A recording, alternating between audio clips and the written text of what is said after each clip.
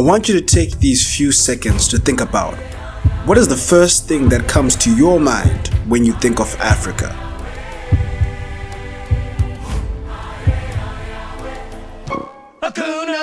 Okay, I get it.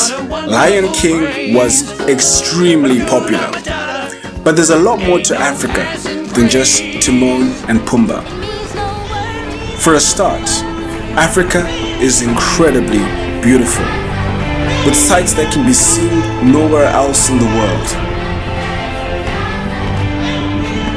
You haven't ever had your breath truly taken away until you visited Africa.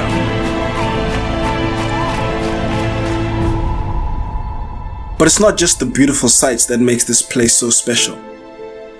What makes it unique is actually its people. Now, while these children may not necessarily be reflective of the diversity of the African people, their smile is consistent with African hospitality, which says that most Africans are not only willing to let you into their homes, but also into their hearts. But another thing that you know about Africa is that, well, we love to dance. We dance at home, we dance at parties, and in many places actually, we even dance at funerals. Oh, and by the way, this dance that you're seeing right now, this is Kizomba, one of the dances you'll be learning during the Monday session of Africa Week.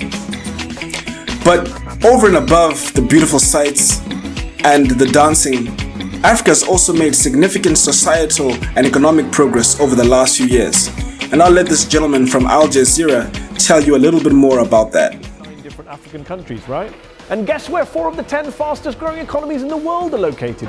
Not in Europe. Yep, they're in Africa, which of course has issues with poverty and inequality.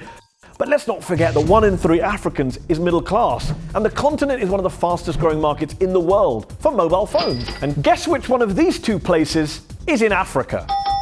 Wrong. But all this growth comes from foreign aid, right? That's where most of the money comes from, surely. From Western handouts. Nope, not true. In fact, foreign aid represents only 2% of Africa's total GDP.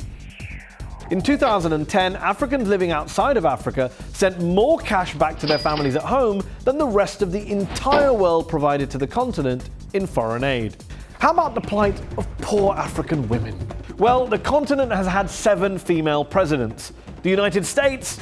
Still waiting, I'm afraid.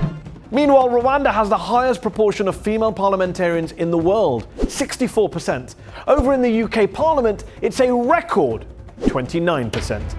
Okay, so let's try this again.